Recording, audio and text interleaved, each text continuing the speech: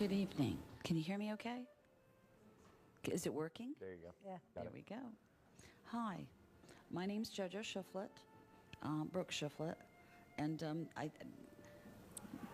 Sharon knows me, and Judge Sharp knows me. Sorry about the voice. Anyway, I thought it might be nice to hear a voice from the past, ma'am. I forgive my brain fog. The elder up there. I have a letter that I found around Christmas time. It's written by Dennis Banks. And I thought it'd be interesting and you might want to hear it. It's not long, but it includes Leonard. And anyway, I've got his certification and everything. This is a copy it was before it was typed.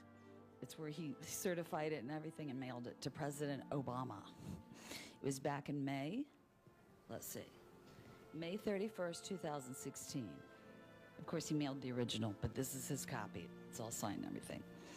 He says, "Dear President Barack Obama, I write this letter from Selma, Alabama, a very historic town with two significant meanings, the cradle of Confederacy and the birthplace of civil rights. Yesterday, our group of 40-plus people, the longest walk 5, calling for the end of drug abuse and domestic violence, walked over the Edmund Pettus Bridge. As we walked across that bridge to Montgomery to voice demands for our rights, in the history we know, people had walked across that bridge and were met by state troopers, sheriffs, and deputies with dogs. They were viciously attacked by the dogs and beaten by deputies using nightsticks and tear gas. 2 weeks later, Dr. Martin Luther King Sr. successfully led 300 walkers across that bridge, protected by the United States Army and the Alabama National Guard, to Montgomery, Alabama. On August 5th, 1965, President Johnson signed the Voting Rights Act into law.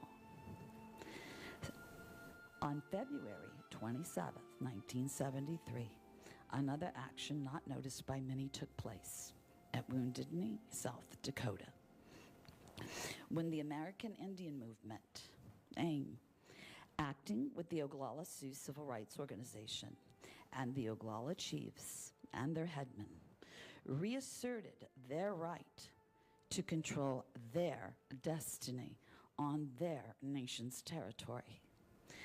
On January 1st, 1974, 2 men, Russell Means and myself, leaders of AIM, defenders of the Wounded Knee siege, were arrested and tried. After 9.5 months, federal judge Fred Nichols, citing governmental misconduct, dismissed all charges against us. This is where his notes change here. I never understood why the federal government feared us. We weren't lawyers. We weren't doctors. We weren't architects. We were just Indian guys who wanted more for the next generation. We were the dog soldiers. We had nothing to offer but our liberty and ourselves. And so we offered both freely, hoping the next generation would be doctors and lawyers and architects. Leonard was one of the dog soldiers. I write inspired by the courageous acts of President Johnson and federal judge Fred Nichols. The history of Leonard Peltier's case is dripping with the smell of politics. Today, I humbly ask you to release Leonard Peltier from federal custody. He has been held for over 40 years, and his health is now failing him.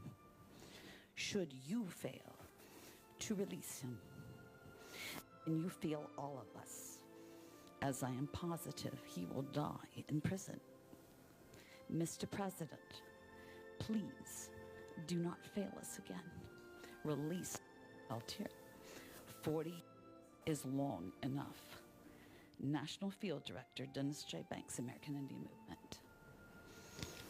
So I thought that might, you know. Yeah, well, thank you for reading that, because it also reminds me that Judge Nickel dismissed those charges because of the government's misconduct. It was the same type of misconduct that happened in Leonard's case. And it also reminds me that Judge Heaney, who heard Leonard's appeal, came out before his death and called for clemency. And anyone who was at the rally yesterday, and if not, you may have still heard about this, James Reynolds, who was the former United States attorney who helped prosecute Leonard and was there for the appeals and the habeas petitions, also came out in strong support of clemency for Leonard. And the 10th Circuit, talking about Leonard's case, in one of their opinions said, there is no question that witnesses were intimidated and exculpatory evidence was hidden, right? This case, Leonard's case, is so full of misconduct and is just layered with reasons to grant clemency, even if you're not going to set the conviction aside. And all of that, and Dennis's letter hits on all of that. He didn't depend on me to mail things on time, so he did it himself. So I found the mailing receipt with it. But I just wanted to remind everybody here. Last week, the 2nd through the 9th, in case, I don't think a lot of people remembered it. It was the 50-year anniversary of the occupation of the BIA. It was the first televised Indian battle of this Indian war we've been in. And that's why Nixon's policy on termination changed so quickly, because it was the first time non-Indians saw guns pointed at us. It was the first televised battle of this war, 50 years ago last week. Thank you, Sabine. Thank you. Thank you, Judge Sharp. We now all know that Leonard Peltier is definitely